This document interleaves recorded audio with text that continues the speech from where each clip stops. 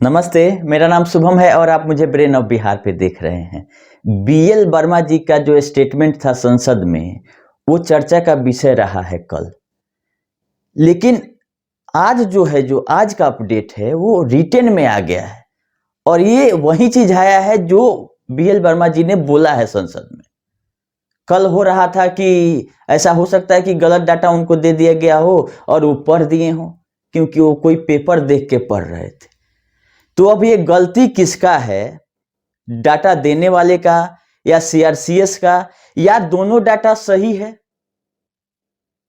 कुछ भी हो सकता है। हमने आरटीआई किया था 19 तारीख को, जिसका रिप्लाई अभी नहीं आया है। ये जो डाटा आया ऑफिशियल साइट पे कोऑपरेशन मिनिस्ट्री के, उसमें भी ये बताया जा रहा है कि 81,290 करोड़ का क्लेम आया है और 3,35,00,000 लोगों ने क्लेम किया है, जिसमें से मात्र 215 करोड़ का डिसबर्समेंट हो सका है और 2,36,000 लोगों का डिसबर्समेंट हुआ है। 2,36,000 लोगों का डिसबर्समेंट हुआ है। आप लोग इस सब फिगर पे ध्यान दीजिए। 3,35,00,000 लोगों ने अप्लाई किया और 2,36,000 लोगों को पैसा मिला है, 10,000 या 10,000 से कम। और टोटल जो डिसबर्समेंट है वो 215 करोड़ का हुआ है। ये ऑफिशियल साइट पर कोऑपरेशन मिनिस्ट्री के आ चुका है। कल हो रहा था कि गलती से वो डाटा दे दिए हूं, लेकिन जब ये रिटेन में आ गया, हमने इसको देखा, तो ये बताना जरूरी है कि नहीं, इस डाटा को कंफर्म किया जा रहा है कि यही सही है। जब यह सही है, तो इसके पहले जो मिनिस्ट्री ऑफ कॉर्पोरेट के साइट पे जो डाटा आया था, उस रिकॉर्ड के हिसाब से 1,04,00,000 लोगों ने अप्लाई किया था और 72,000 कुछ करोड़ का क्लेम आया था। अब ये दोनों डाटा आपस में कॉन्ट्राडिक्ट कर रहा है। क्वेश्चन मार्क इसी से लग रहा है, क्योंकि पिछले बार जो डाटा आया था, लोग अप्लाई करते हैं तो लास्ट में उनका एप्लीकेशन नंबर जो आता है, सीआरएन नंबर, रेफरेंस नंबर, उससे ये पता चल जाता है कि कितना नंबर क्लेम आपका है। तो जो लेटेस्ट अभी अप्लाई किए हो पोर्टल पे, वो कमेंट करके बताएंगे कि उनका लास्ट क्लेम नंबर कितना है। उससे ये पता चल जाएगा कि एक्चुअली 3,35,00,000 लोगों ने अप्लाई किया है, या ये डाटा गलती से सप्लाई हो गया है, या क्या है। क्योंकि जब कंफर्मेशन आ गया साइट पर, तो ये डाटा गलत नहीं हो सकता है। जब ये डाटा सही है, जो पीछे दिया गया था वो डाटा गलत हो सकता है। क्योंकि जब तक 1 करोड़ लोग क्लेम किए थे तो 72,000 का लायबिलिटी था, और क्लेम 3.5 करोड़ चला गया और लायबिलिटी में मात्र 10,000 करोड़ बढ़ता है। ऐसा तभी संभव है कि अगला जो क्लेम हुआ 2 करोड़ लोगों का 1 करोड़ के बाद, उनका 5,000, 7,000, 10,000 तक ठीक पैसा है, तभी ऐसा हो सकता है। जब आप 10,000 करोड़ में 2 करोड़ से डिवाइड कीजिएगा तो 5,000 रुपया पर व्यक्ति आएगा। तो क्या जितना लोग अभी अप्लाई किया पिछले 2-3 महीना में, वो सबका 5,000 था? ये डाटा कहीं ना कहीं कुछ ना कुछ मिसिंग हो रहा है, चाहे सीआरसीएस से हो, चाहे पोर्टल से हो, या रीअप्लाई जब शुरू हुआ है, हो सकता है कि रीअप्लाई को फिर से नया काउंट कर लिया गया हो बॉन्ड वाइज। तो कुछ भी हो सकता है, लेकिन ये रिटेन में अब आ चुका है कि 3,35,00,000 लोग अप्लाई किए। ये अच्छी बात है कि संख्या बढ़ी है, और 3,35,00,000 लोगों का जहां सवाल है, उस मुद्दे पर संसद में चर्चा हो रही है, तो ये कोई गलत बात नहीं है। दुर्भाग्य ये है कि मात्र 215 करोड़ ही डिसबर्स हुआ है और लमसम समय अब समाप्त हो चुका है, जो मिला था 9 महीना, और सुप्रीम कोर्ट बंद है। अभी ईयर एंड का छुट्टी चल रहा है और 2 जनवरी से खुलेगा सुप्रीम कोर्ट, तो इस बीच में कोई अब सुनवाई भी होने नहीं जा रहा है।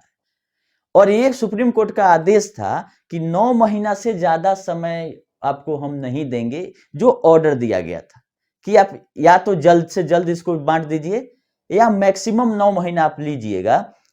उसके बाद जो पैसा बचा रहेगा, वो पैसा आप सीधे सहारा सीआरसीएस, जो सहारा और सेवी का रिफंड अकाउंट है जहां से आप ले रहे हैं, उसमें वापस कर दीजिए। और जब वापस से ये कर देंगे, तो फिर आपको नए सिरे से सारा कहानी बनाना होगा कि अगला पैसा हमको दीजिए, हम इतना दिन में नहीं बांट सके, या सुप्रीम कोर्ट रिलीज करेगा नहीं करेगा, सहारा ऑब्जेक्शन के बहुत सारा सवाल है।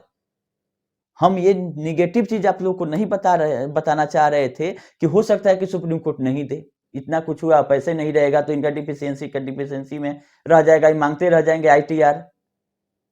और जिस हिसाब से बीएल वर्मा जी ने बयान दिया था संसद में कि 1-1 रुपया नहीं डूबने देंगे, तो वो हिसाब भी उनको समझाना चाहिए कि मान लीजिए 82,000 करोड़ ही का लायबिलिटी है अभी सोसाइटियों पर, केवल जमा धन, और सुप्रीम कोर्ट में मात्र 25,000 करोड़ है। और इसके पहले 5,000 करोड़ रिलीज हुआ था, उसमें क्या मुद्दा रखा गया था आप लोग को पता है, जिसे सुप्रीम कोर्ट ने दे दिया?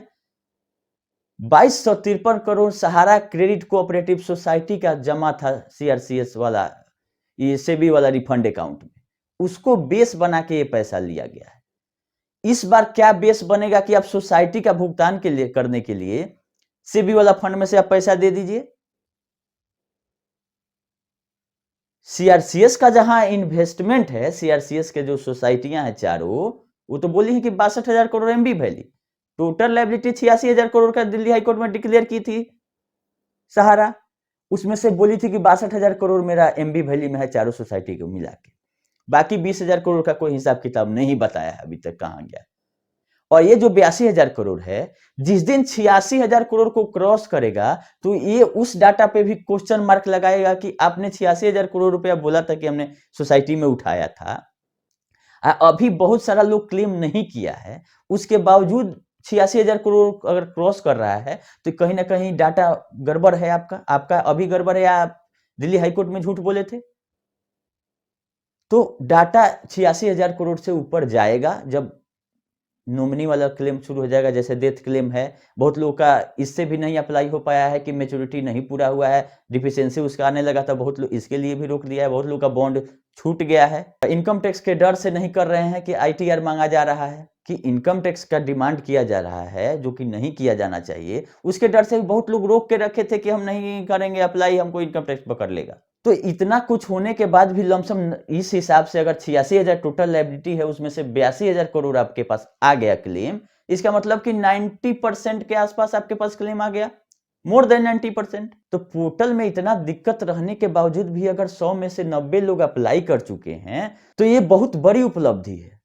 और ये फिगर क्यों बढ़ेगा? क्योंकि 86,000 करोड़ में ज्वाइनिंग पॉइंट ऐड नहीं हुआ होगा, जो मेरा अभी तक कैलकुलेशन है वो आप लोग समझ लीजिए कि ज्वाइनिंग पॉइंट पैसा में नहीं था, पैसा लिखा गया था मे बी 100 रुपया काउंट किया जाएगा, लेकिन फाइनेंशियल में वो कहीं लायबिलिटी नहीं दिखाया जा सकता है जो कि रुपीज में नहीं रहता है अमाउंट, तो उस हिसाब से ज्वाइनिंग पॉइंट भी लोग ऐड करके क्लेम कर रहे हैं। सहारा ने लायबिलिटी डिक्लेयर किया था विदाउट ज्वाइनिंग पॉइंट, जो फाइनेंशियल का नियम है balance sheet profit and loss बनाने का, उस हिसाब से हम बता रहे हैं कि केवल फाइनेंशियल फिगर ही जाता है रिपोर्ट में। तो अगर सब लायबिलिटी डिक्लेयर करना रहता जोड़ के ही, तो सहारा 2 बॉन्ड इशू नहीं करती। क्या इसको शौक था 2 बॉन्ड इशू करने का, ज्वाइनिंग पॉइंट का अलग और प्रिंसिपल का अलग? जब लायबिलिटी सेम ही रहता तो ये स्टेशनरी का खर्चा क्यों बढ़ाई 2 बॉन्ड देके? इसीलिए कि लायबिलिटी वो दिखे नहीं, और आपको समझाया गया कि आपका इंटरेस्ट अलग है और ये, तो इंटरेस्ट अलग है तो वहां भी पैसा में लिखना चाहिए आपको। तो ये सब तो खेल की ही है सहारा, लेकिन अब सहारा को टारगेट नहीं करते हुए सरकार को घेरना जरूरी है कि सहारा ने जो किया उसका परिणाम उसके सामने है। अब सरकार जो इसमें इसको बचाते नजर आ रही है और अपना मतलब फजीहत नहीं हो उसके चलते ये बोल रहे हैं कि हम वापस कराएंगे कराएंगे कराएंगे, क्योंकि इलेक्शन का टाइम है। ये कैसा कैलकुलेशन है कि आप 80,000 करोड़ का लायबिलिटी और 25,000 करोड़ में भुगतान कर दीजिएगा? ये मैथमेटिक्स कोई समझा दे। हाँ, अगला पैसा लेने के लिए सुप्रीम कोर्ट जाने के पहले इनको वर्किंग करना पड़ेगा, और अभी तक नहीं फाइल होने का मतलब है कि कहीं ना कहीं वहां भी पूछा जाएगा कि किस बेस पर हम सोसाइटी के भुगतान के लिए पैसा मिनिस्ट्री ऑफ कॉर्पोरेट अफेयर से जो कंपनी रेगुलेट होती हैं, या सहारा भी बोली है कि बहुत सारे हम अपने ग्रुप के कंपनियों से लेके पैसा वहां पे जमा किए हैं, जिसका परिणाम स्वरूप आपका हॉस्पिटल से लेके और सहारा लाइफ तक बिक गया। सहारा लाइफ केवल 78 करोड़ रुपया के लिए बोला गया कि आप डाइवर्ट की, डाइवर्ट मतलब सुब्रत राय के सहारा के नाम पर पैसा निकला जब वो जेल में थे 2014 में। तो ये अपने बहुत सारे कंपनियों से पैसा लेके सहारा से भी में जमा की है, सही बात है। 500 करोड़ अगर दीवान हाउसिंग वाला जो लोन लेके जमा की थी, अगर वो पैसा मिल गया रहता सहारा सेवी से, तो आज सहारा हॉस्पिटल नहीं बिकता। ये सही चीज है।